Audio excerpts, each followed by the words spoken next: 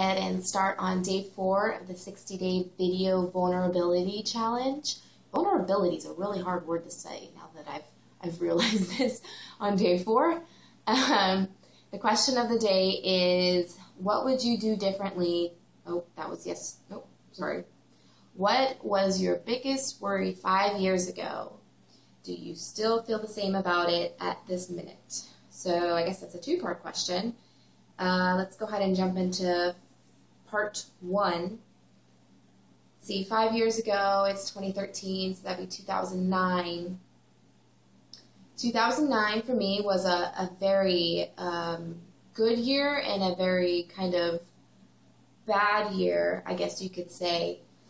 In 2009, I graduated from college. I just finished my BA in psychology.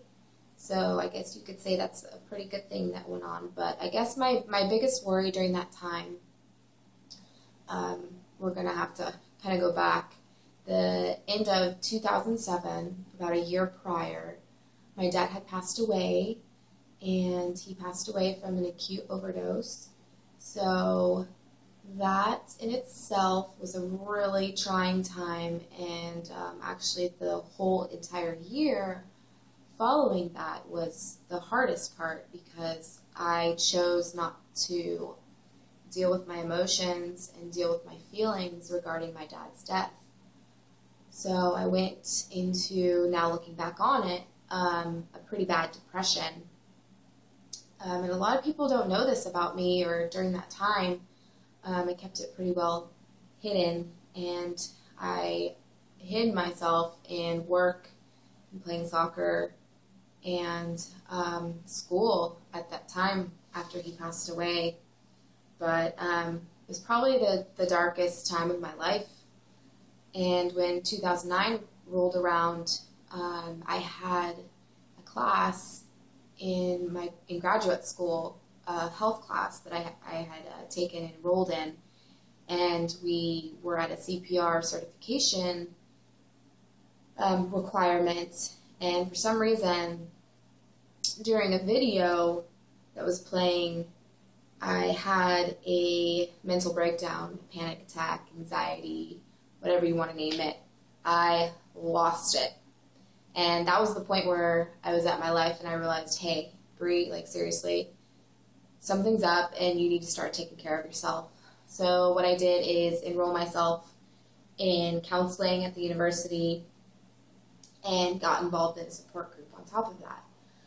And at this time I moved out of kind of a roommate situation and moved out on my own so I could kind of focus in on the things I was going through on a day-to-day basis and start feeling all the stuff that was deep down inside me that I pushed away for so long, and start the grieving process, which everybody grieves.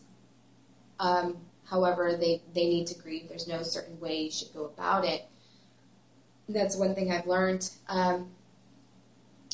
So I would definitely say that was my biggest worry at that point, was whether I was going to get through the next day or not.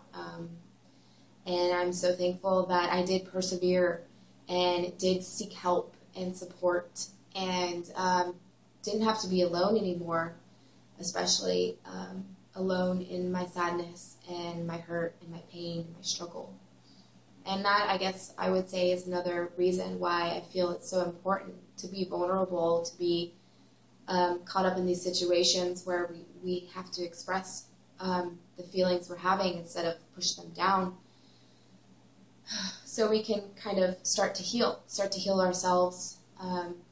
It's that important to me. So that's another reason why I'm doing this video vulnerability challenge. And totally wasn't expecting sharing that, but I guess that's the whole point of it, is to share the things that you don't really want to. So I'm glad I could share that with you, and if you are struggling, I hope you are able to find some type of support, whether it's in the community, family, friends, or even reaching out on the internet to some, if you want to remain anonymous, to somebody, because I know there's people out there who care. I care. So that was day 4. Make sure you like the video, share it, get this project out there, because I feel that there's a lot of hurting people in the world and they need somewhere, some safe place to express themselves, where they won't be judged and loved for who they are.